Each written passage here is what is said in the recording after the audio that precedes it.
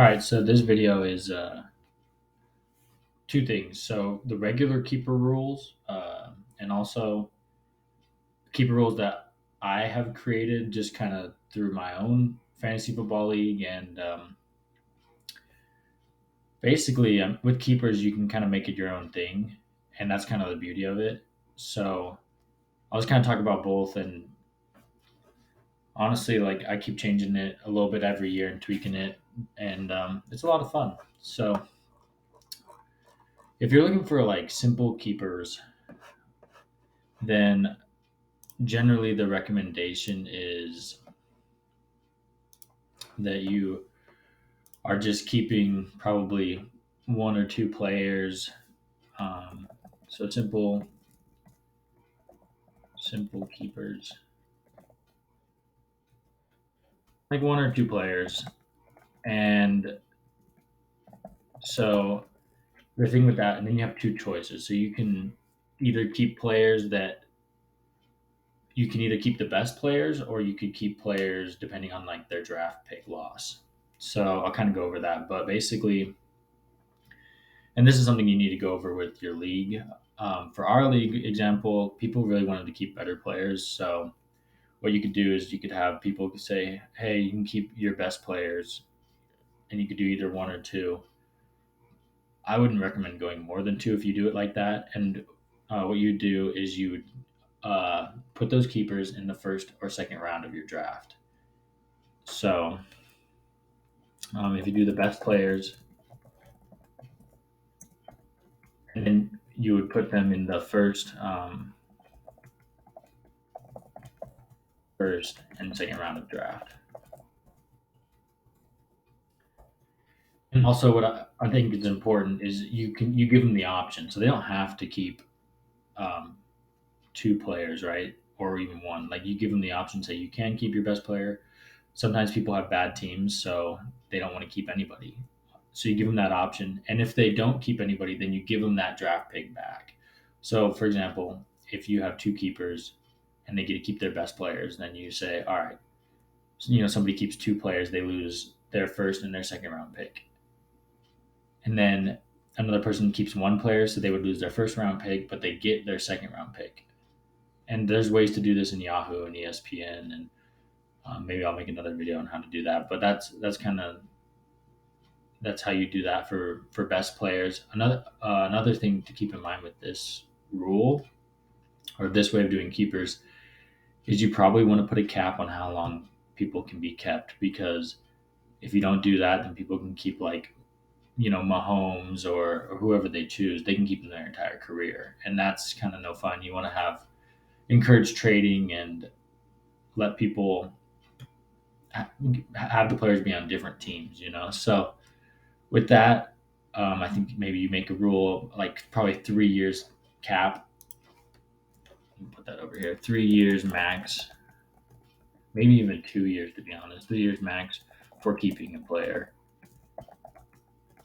And again, you can kind of discuss this with your league, but I wouldn't go more than that. I mean, a lot of players' careers um, don't even last that long. So, especially running backs, they only last about like 5 years, maybe. So you only seeing maybe like two people have that player. So that the other version of simple keepers would be probably do one or two players again, but you do a draft pick loss. So this what this means is wherever they were drafted in the previous year, you increase it one round. So we'll just call this round penalty.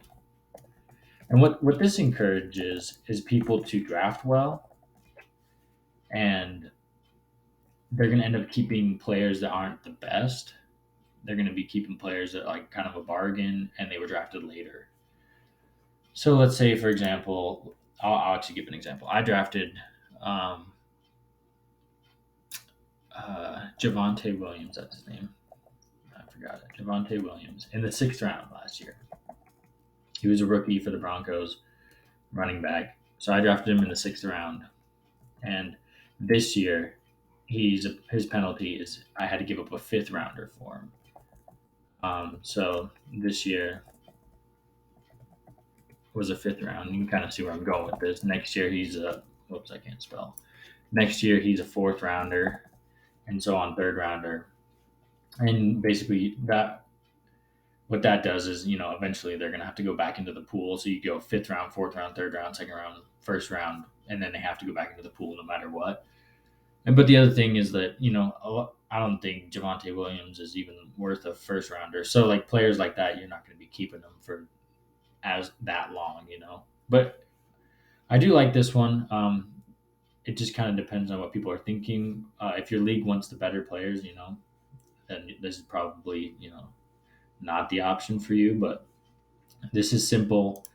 You just take the drafted players from last year and then you look at where they were drafted in your own league, and then you increase it one round every year. And if they get cut during the year, you can tell it if you look in on Yahoo, and it'll tell you if they were free agents or where they were drafted, right? So then you know that okay, this if they were a free agent, then they don't get a pick assigned to them. So then they can't keep them. So it encourages drafting well, keeping the player the entire year.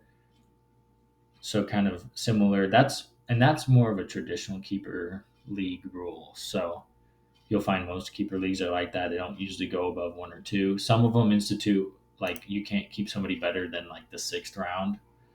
You can't pay more than that. Not a bad idea. Personally, I would just say that you just have this penalty, and then it just goes up, and then it leaves everybody the option. And again, you can kind of combine rules and kind of do whatever you want. I'm gonna show you the one that I've created. It's kind of a combination of both, and because what happened originally is I was gonna do this one right here, um, but people wanted the best players as well. So I'll show you. I kind of did like a hybrid, and I've been tweaking it and working on it, and I think it's a lot of fun. You guys can adjust it however you want, or do your own, I guess. But let's see if I can find out where it is. Let's see. Aha, there it is. Okay, here it is. So this has all the rules. I'll just kind of briefly go over them. So we did four players that can up to four, 0 to 4. Um, and it kind of gets it might sound a little complicated. I'll go over it. It's not too bad. I have everything written out so you can kind of read it. But gold players, I'll talk about what those are, and red players, like it's pretty simple. You can only keep one of them, and 0 red players can be kept. We'll kind of skip over this. You can trade keepers in this league. That was something that people wanted, so we made that an option, and there's rules around that, and those are explained right there.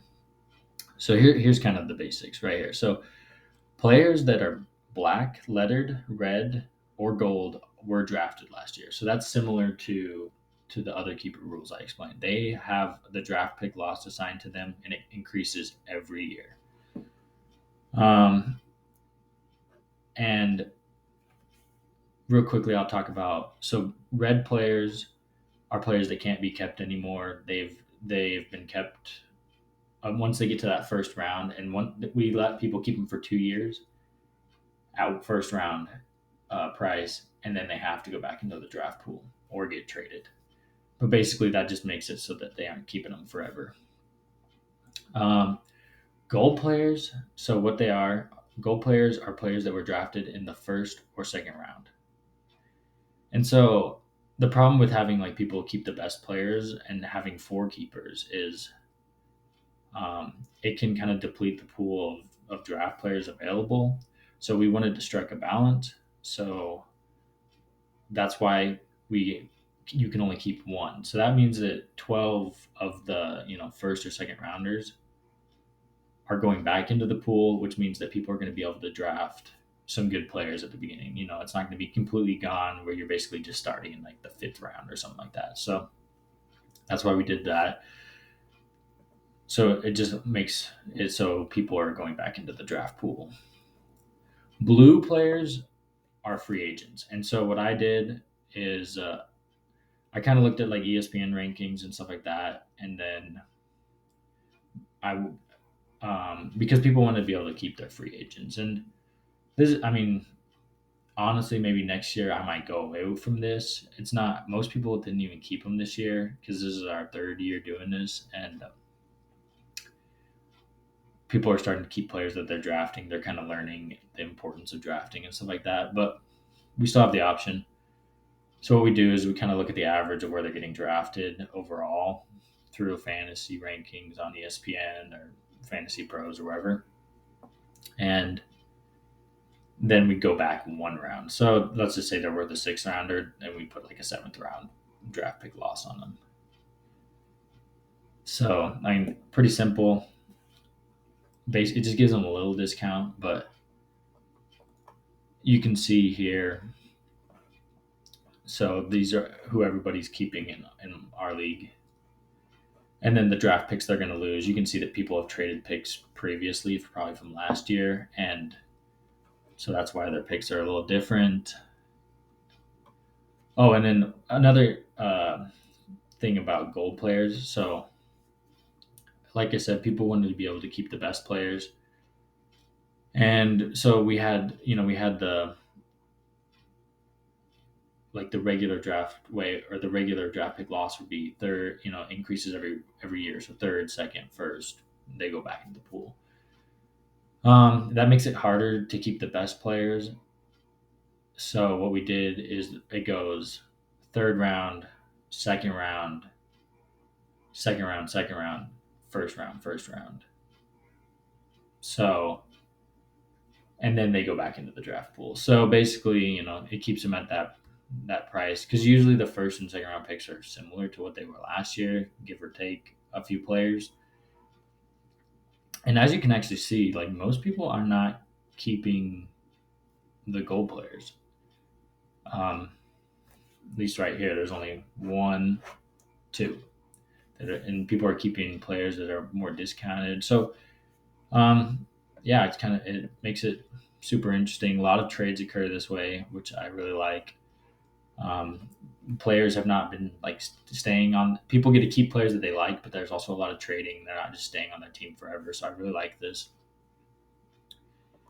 And I think there's just some additional rules down here. But I think that's basically the gist of it. Is you can have we do a lot of keepers. It's kind of almost like a dynasty keeper league. I mean, if you think about it, there's a lot of keepers. And if you guys like these rules, then you could or take whatever rules you like, put them into your own leagues. But this is kind of the basics about keepers. Like, you have to talk to your league and figure out what is best for them and what you want to put in your league, and then tweak the rules, try to make it fair. One last thing to mention with the way we do keepers, because there's so many keepers, better teams have more keepers. So what we do draft wise is, as you can see, right? Let me just highlight what we do. So we do a snake, but it doesn't start till the third round. So the first two rounds are in order. So that means that the worst teams, they're gonna have two rounds to kind of make up those with the better picks, basically. So if you were the worst team last year, you're gonna get. I believe the worst team was. Oh yeah, right here. Sorry. See, they get the first pick twice. So that kind of encourages them to, or that helps them get back into it, not just completely like think that they're done, for the year before it's even started.